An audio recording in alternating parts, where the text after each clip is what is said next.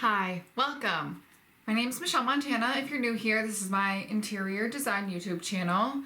Today, we are talking about what I would buy firsthand. Remember, if you watch my videos, and thank you so much if you do, a couple videos back in my art, kind of art I would buy, whatever, I found a bunch of artists for you to follow. I mentioned that if you had an old textile or an old quilt or something, that you should frame it. And so I actually started working on the quilt that it was actually Elliot, my husband's great-great-grandmother made this quilt. So I'm gonna show you like a little patch really quick, just because I'm excited and I was really productive this week. Hi, Goose. So this is a piece that I'm intending to frame. It's so tattered. As you can see, like this bit is like falling down. But it would like, you know, stay up in the frame kind of thing. Anyways, that's that. And then I made a couple of things from some pieces that were still in really good shape. So I made myself this chic little tote. I'm so excited about it. I made one for my sister-in-law too. And this detail I'm particularly excited about. So these are from the trim. So up top, like you can see how tattered this is. So some of that I was able to salvage, I suppose. And I did a stitch of red down the center to just kind of keep all the pieces together and reinforce the fabric all together. So I was just excited about that. We are not talking about secondhand things anymore. We are talking about buying things firsthand, which I don't do very often, but I chose some things from more sustainably led brands that I think are really amazing. They're kind of on my wish list, so to speak. And I'm sorry if you hear my neighbor's dog barking. He's not gonna stop, and it's not easy to wait for him. So these are just a few brands that I'm super into, would buy firsthand. There are two subjects I'm going to avoid. Cookware, because that is a tangent that I could go on for literally ever. For example, I mean, this juicer, I don't need this. And we aren't going to talk about art because they're just too big of topics that I could go down forever. I'm going to continue to bring you new artists in videos talking about cool art that I found. So that's like a whole separate thing. Today we're just talking about like normal houseware stuff, okay? I'm going to try not to look at my laptop. I noticed that the last couple times I've had to use my laptop in videos, I really don't look at the camera. So slow down and really look at the camera. Okay, so this item is something that I have had on my wish list for a long time, but I'm having a hard time deciding on what I want to do with my bedroom. So it's just living in limbo. But my husband and I saw this in the Schoolhouse catalog that they mailed out like before Christmas time. I love this quilt. I actually would, this is one piece of bedding that I would buy secondhand as a quilt, but this one and these colors are so beautiful. I don't think I could easily find something similar secondhand, so totally into this. Also on sale, so I probably should snag it. So beautiful. I can't get over the colors. They do have other colors as well, but really into this one. This room, my living room, has had some changes if you watched my home update. Now I think I want to switch out my rug. I love the rug that's in here. I do want it for a baby room someday, but I also really love this rug. I love a nice saturated yellow, so I think that'd be pretty in here. But it's super expensive. The size I would need is 8 by 10, which is $1,000. The 9 by 12, which is way too big for this room, is $6.99. The math isn't mathing for me. It's a little out of the budget right now. I like this rug is what I'm trying to say. I don't know how I found this brand, Piglet in Bed, possibly Instagram ads or something, but I've been following them for a minute. They make these gorgeous linen bed sheets, and I'm so into this gingham. I think that's partially why I don't want to get the schoolhouse quilt yet, because I'm so indecisive about like, well, what sheets would I do to match that? They have a bunch of different colors and like cute colors, like not colors that you see on the market all of the time. So I really like these. They also do like duvet covers and stuff too, so you can do any of the above. Food 52, they have a lot of different variety of things for your home. They obviously focus on kitchenware and plates and such, but it's a good place to find stuff. I really like these enamel tumblers. I don't know why we maybe think that cups need to be glass.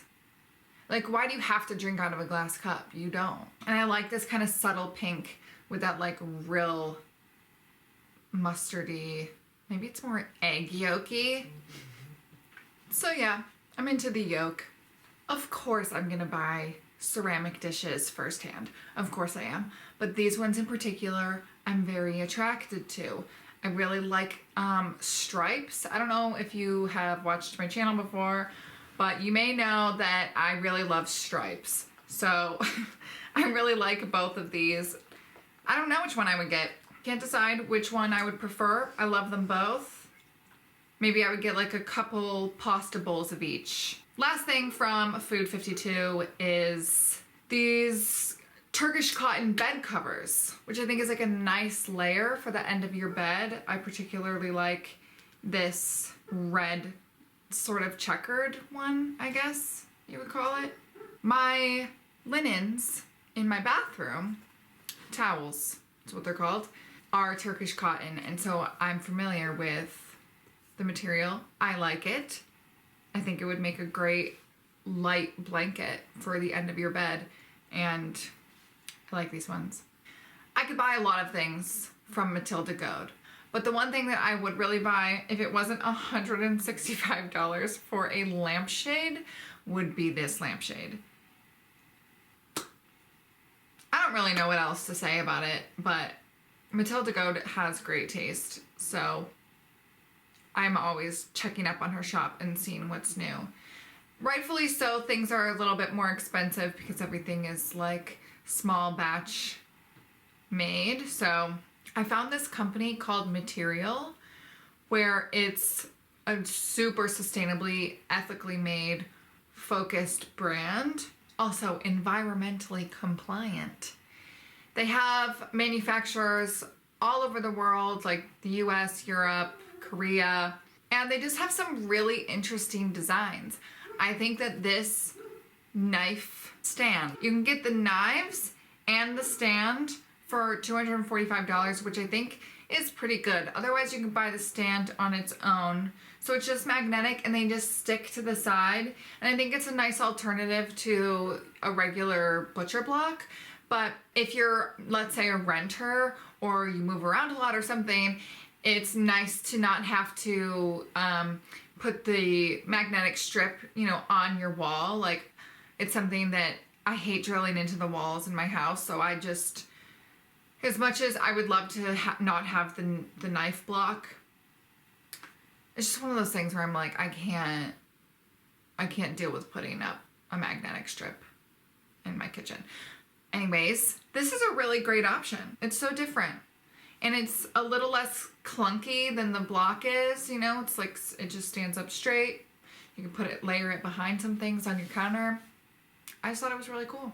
These table knives. I know I said I wasn't going to get into too much kitchen stuff or like cookware, but I can't help myself.